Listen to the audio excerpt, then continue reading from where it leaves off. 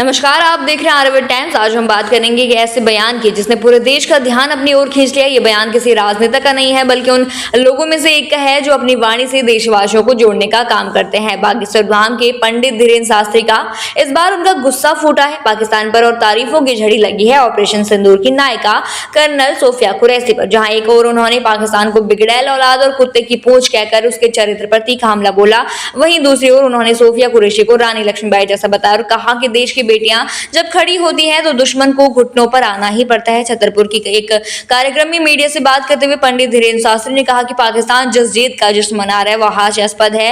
उन्होंने कहा कि बिना युद्ध के कोई जीत या हार नहीं होती। भारत की सेना तो अभी मैदान में उतरी भी नहीं है और पाकिस्तान ने पहले ही जश्न मनाना शुरू कर दिया। उन्होंने सवाल किया कि जब पाकिस्तान के हर इलाके में धमाके हो रहे थे, भारत के मिसाइल टारगेट्स को तबाह कर रहे थे, तब वह क्या कर रहे थे? भारत 2 दिन पहले ही मिनी दिवाली मना रहा था, क्या पाकिस्तान ने वह नहीं देखा? धीरेन्द्र शास्त्री ने अपनी तीखी प्रतिक्रिया में पाकिस्तान की आदतों पर भी तंज कसते हुए कहा कि पाकिस्तान को हमेशा रोने की आदत रही है। जब भी कोई सख्त जवाब मिलता है वह खुद को पीड़ित बताने लगता है। उन्होंने कहा कि पाकिस्तान की सोच टेढ़ी है और वह कभी सीधी नहीं हो सकती। कुत्ते की पूंछ जैसे शब्दों का इस्तेमाल करके उन्होंने स्पष्ट कर दिया कि भारत अब उस पड़ोसी के बहानों से थक चुका है जो हमेशा अपनी गलतियों का ठीकरा दूसरों पर फोड़ता है। इस दौरान उन्होंने भारत की सुरक्षा को लेकर भी एक बड़ा सुझाव दिया। उन्होंने कहा कि हर गांव में सेना की ट्रेनिंग सेंटर खोलने चाहिए ताकि देश का हर बच्चा, हर युवा बचपन से ही राष्ट्र सेवा के लिए तैयार हो सके। उन्होंने बताया कि सिर्फ हथियारों से नहीं बल्कि राष्ट्र प्रेम और अनुशासन से ही एक मजबूत भारत का निर्माण संभव है।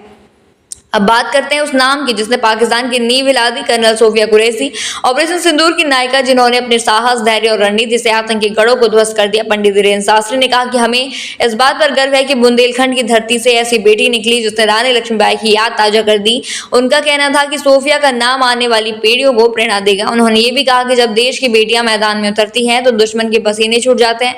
पंडित धीरेन्द्र शास्त्री की बातों से ये साफ है कि आज का भारत सिर्फ जवाब नहीं देता बल्कि हिसाब भी लेता है। ऑपरेशन सिंदूर इसका बड़ा उदाहरण है जिसमें भारत ने आतंकियों के अड्डों को मिट्टी में मिला दिया और पाकिस्तान को साफ संदेश दे दिया कि अब कोई नरमी नहीं बरती जाएगी। प्रधानमंत्री मोदी ने भी स्पष्ट कर दिया कि अब पाकिस्तान से बातचीत का सवाल ही नहीं उठता, केवल कार्रवाई होगी और संपर्क भी सिर्फ DGMU स्तर पर होगा।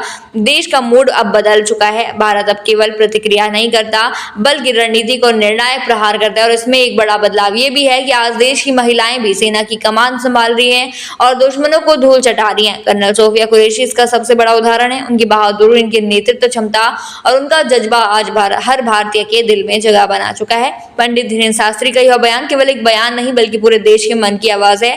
पाकिस्तान जैसे देशों के लिए सीधा संदेश है, भारत अपने केवल जवाब देने को तैयार है बल्कि हर हमले का 10 गुना जवाब देगा। साथ ही यह संदेश देश के युवाओं के लिए भी है कि आज समय आ गया है जब हर गाँव, हर गली से एक सिपाही तैयार होना चाहिए जो राष्ट्र की सेवा में लगे।